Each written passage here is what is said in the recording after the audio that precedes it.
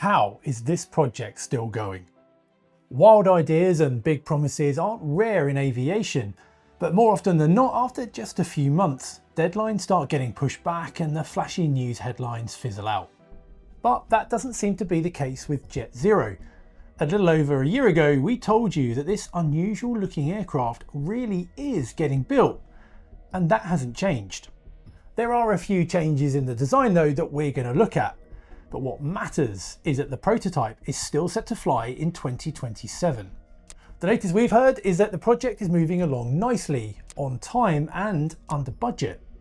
But only a few weeks ago, in another video on this channel, Petter explained that despite how old Boeing 737s and by now even the Airbus A320 are, almost nobody in the industry actually wants new aircraft, especially if they're the size of the Boeing 737 or the A320 families, or even slightly bigger middle-of-the-market 757s. So how does this aircraft make sense? Well, if Airbus and Boeing are reluctant to launch a new aircraft in the next few years, then what hope is there for an ambitious but small startup to not only take them on, but to do it with such a radical design? Well, the thing is that in that recent video, Petter did actually add a small caveat. He said that it's unlikely for any all-new aircraft design on its own to be efficient enough for the airliners and lessors to be interested. But then he added, unless someone designs a flying wing or something, which was actually a clue. The point of that video was that today the airlines and aircraft lessors are really fed up with new aircraft engines. Engines like the CFM LEAP, which powers the Boeing 737 MAX and the Airbus A320neo family, and the Pratt & Whitney PW1100G, which is the other option for the A320neo. Now, these are incredibly efficient engines, but for years now, they've both had durability and longevity issues, which means they need much more frequent services. And that means that their efficiency gains are almost cancelled out by extra maintenance costs and lost revenue by being grounded instead of flying fare-paying passengers.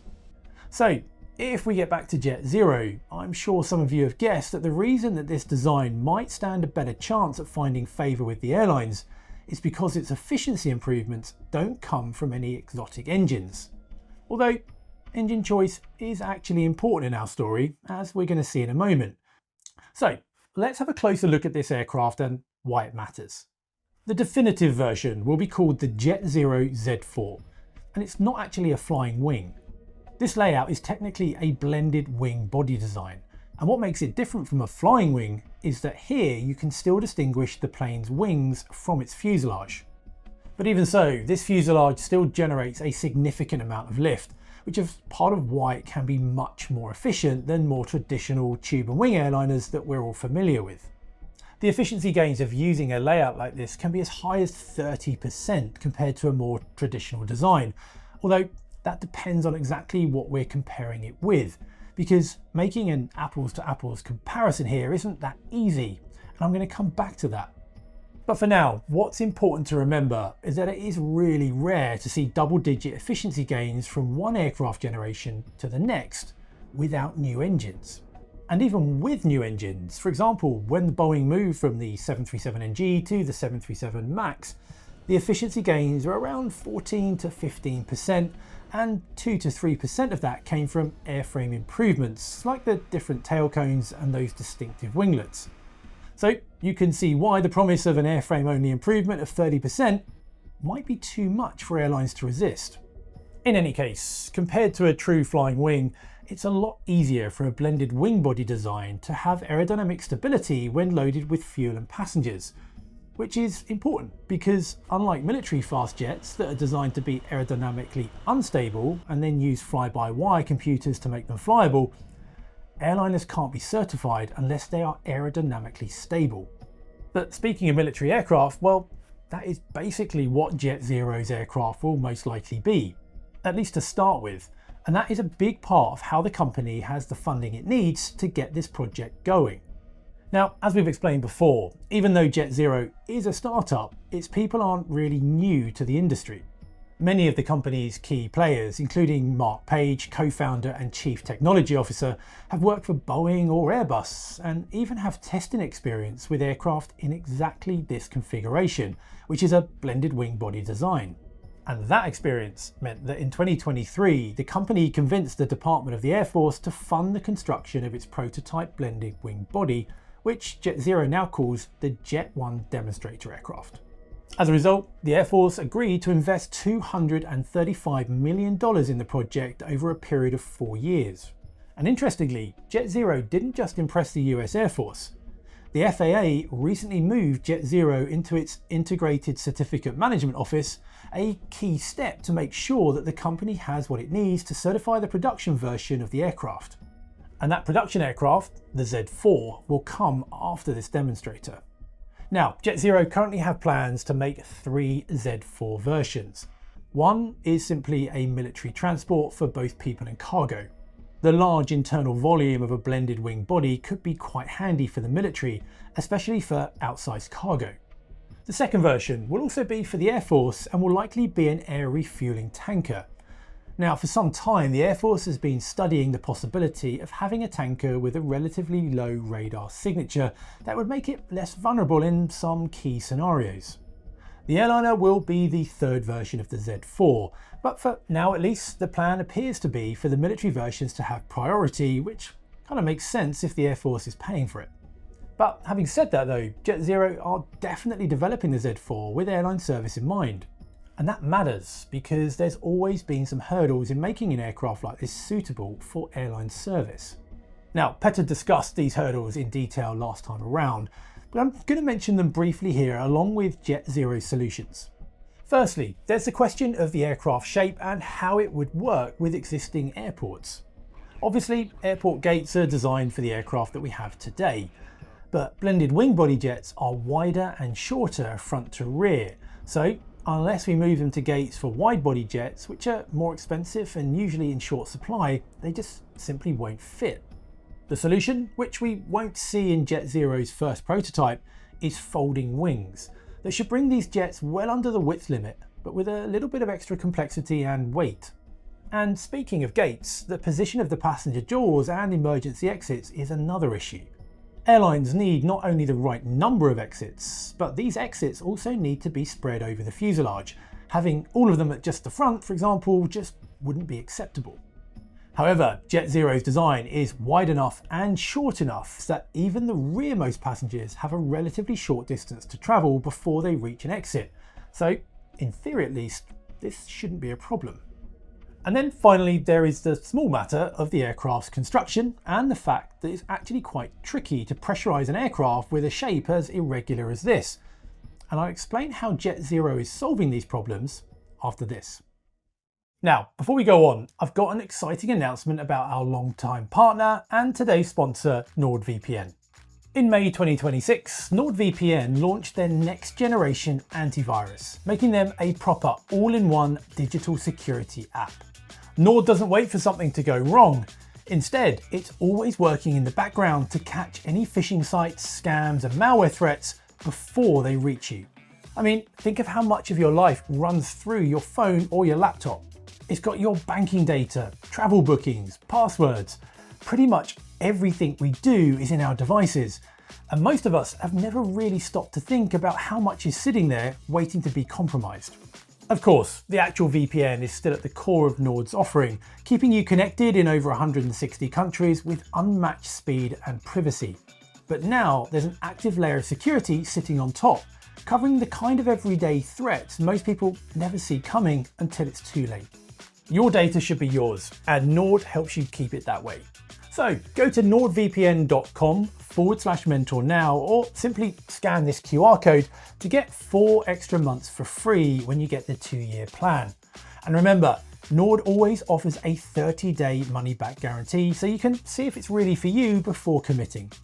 Thanks Nord for sponsoring the video. Now, let's get back to JetZero. Aircraft designers have experimented with flying wings and blended wing body designs for decades now. But one big hurdle to actually building one for passenger use is the available materials. When it comes to building something like the B-2 stealth bomber, the only space that needs to be pressurised is the flight deck right at the very front. But with something like an airliner or a military cargo aircraft, the whole cabin would need to be pressurised. And that's a problem, because generally speaking, we want pressure vessels to be as simple shapes as possible. And that's actually a big part of the appeal of our current tube and wing airliners. We know how to pressurise a tube. Pressurising other shapes is possible, but more material is needed to keep stresses and flexing under control. But that's where carbon fibre and other composites come in. Carbon composites are lighter and less prone to the fatigue that comes from the cabin compressing and decompressing with each flight cycle. And the aviation industry has been building experience with these materials thanks to designs like the Boeing 787 and the Airbus A350, among others. And here, JetZero has another ace up its sleeve. One advantage of current airliner designs is that we can vary the size of an aircraft by making the fuselage longer or shorter to create a whole family of aircraft, usually with the same wing, engines and other systems, but capable of flying a variety of routes. However, with blended wing body designs, creating different sizes would require having fuselages with different lengths and widths. So, how do you create an aircraft family without having completely different production lines and other infrastructure for each variant? Well, what JetZero has come up with is an aircraft with a modular structure. The idea is that the fuselage will be made using a mix of longitudinal and box sections that will allow different sizes to be made by adding or removing them, almost like a Lego set. And as a bonus, this method also means that individual moulds for different fuselage sections won't be as big as they would have been if the whole fuselage had to be made in one piece. But here we come to a potential problem that we didn't address in our previous video on JetZero. As we record this, Bjorn Firm in Liam News is working through a series of articles explaining the complications of modern aircraft structures in general and composites in particular. And one key point he makes is that the methods used today to make the Boeing 787 or the Airbus A350 out of composites would not be suitable for an aircraft that would need to be produced in really high volumes. And here bear in mind that the production rate of a Boeing 737 or A320 is nearly 10 times higher than that of a big widebody like the 787 or the A350. Current methods used to make airliners out of composites involve curing the wings and other large fuselage sections in autoclaves, which are basically giant pressurized ovens, which is a really expensive and time-consuming process. Now, that is a really complicated topic that probably deserves its own video, so let us know in the comments if you'd like to see that. In any case, JetZero won't need to worry about this issue for their initial prototype, the Jet 1 demonstrator. This aircraft is already being built by Scaled Composites, using methods that make sense for a one-off prototype, and Scaled Composites are very experienced in projects like these. And crucially, the construction of that demonstrator started with the aircraft's nose section, which is good because one of the new developments we have on this project is that JetZero decided to slightly change its configuration. Initially, the aircraft was not going to have a conventional tail fin and rudder. Instead, the demonstrator and the Z4 would both have very large winglets, which would provide the stability that's normally taken care of by the tail fin in the back of most conventional fuselages. So the change here is that the JetZero aircraft will have two smaller angled tail fins in the back of the fuselage, either side of the two engines in a V configuration. This adds a bit of flexibility in the trimming of the aircraft, and while it's a new configuration for the full-size aircraft, JetZero's engineers have previously tested this setup using scaled models, and actually some of these engineers worked with Boeing during the testing of the X-48C, which actually had a similar tail setup too.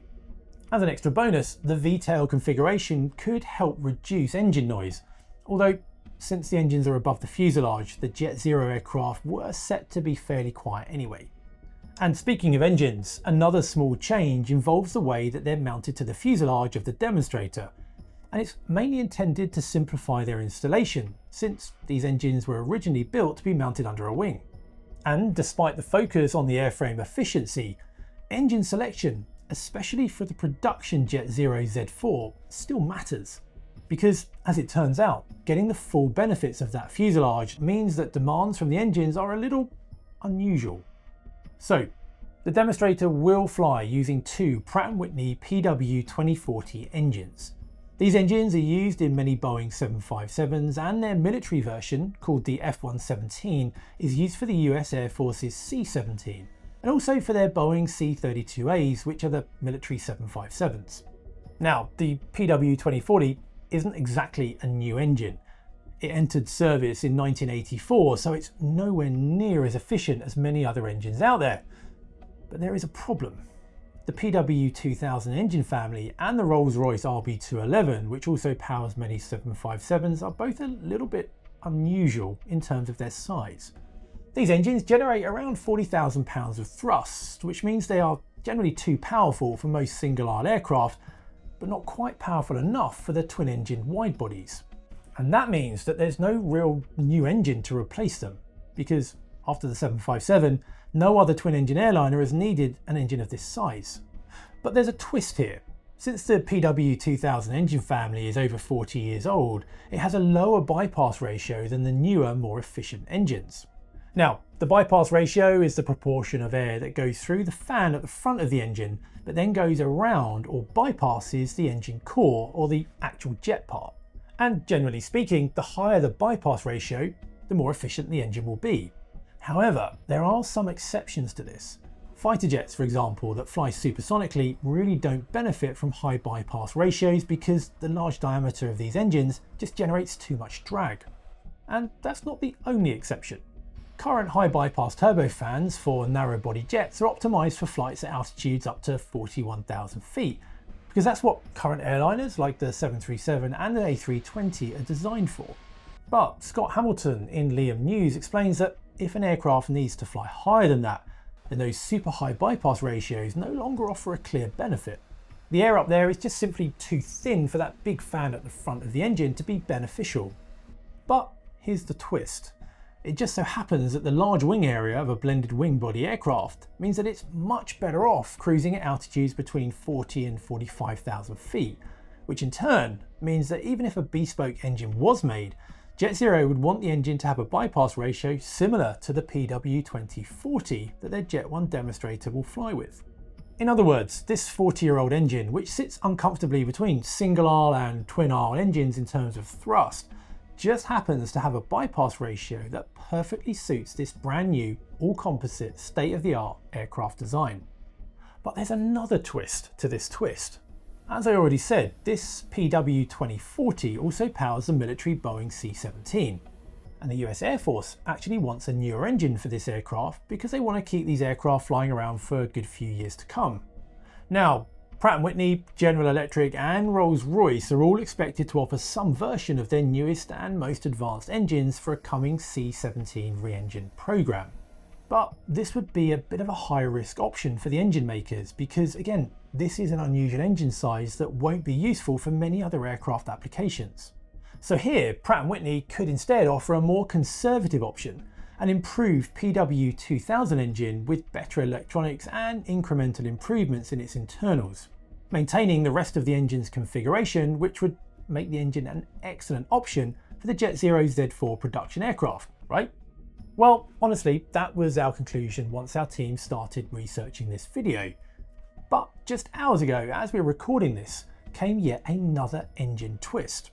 Size-wise, the PW2040 will be fine for the JetZero Jet 1 demonstrator. But as it turns out, the production aircraft, the Z4, will need a bigger engine, which was not part of the original plan. Dan De Silva, the JetZero president and chief operating officer, told the press that the aircraft evolved to a point where 40,000 pounds of thrust, which is what we're using for the demonstrator, didn't seem like enough. So we're definitely into a higher thrust category. And that throws a really big spanner in the works. If JetZero was hoping for US Air Force funding for an updated PW2040 engine, that doesn't look like it would help the production variant of its aircraft. However, here is some good news for this development. By going to a bigger thrust output, we're moving away from that odd middle ground engine size and we get into a thrust level where there's a lot of engines to choose from, both old and new.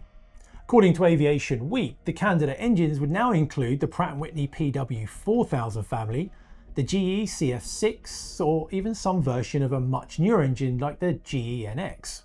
On the other hand though, the need for a bigger engine raises some questions about the JetZero Z4's true efficiency. The Z4 is effectively moving from a Boeing 757 engine to a Boeing 767 engine, and it'll carry a similar number of passengers to a 767-200ER. So the question is, if this aircraft uses the same engines as the 767 and carries a similar amount of people, can it really be 30% more efficient? Well, we should have an answer to this when the JetZero Jet 1 starts flying, hopefully by the end of 2027. There are of course some skeptics about the program, at least about its prospects as an airliner, and we'll see if JetZero managed to silence them. But until then, I'm going to leave you with this final thought. When Boeing proposed the 707 to the airlines, US airlines didn't believe that jet engines were ready for airline use. But despite this, Boeing went ahead and built the 367-80 prototype using only its own funds, taking an enormous risk.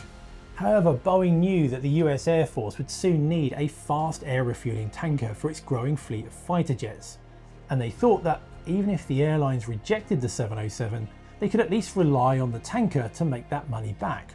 And they were right on both counts. The Air Force bought the tanker, now called the KC-135, and the airlines soon stood in line fighting each other for deliveries of the 707, which went on to completely transform the airline industry. So, could the JetZero Z4 be this century's Boeing 707? Well, we can't possibly know if this design will be a realistic proposition for the airlines before the company's demonstrator starts flying. But I think that JetZero hopes that when this plane does fly, it will shock and inspire an entire industry, just like Boeing's Dash 80 did. And you never know, maybe they'll roll it during flight testing just as Boeing did. But what do you make of JetZero's aircraft? Would you like to fly in a blended wing body design like this? Let us know in the comments below. I'm Ben Watts, you're watching Mentor now. Have an amazing week and I will see you next time.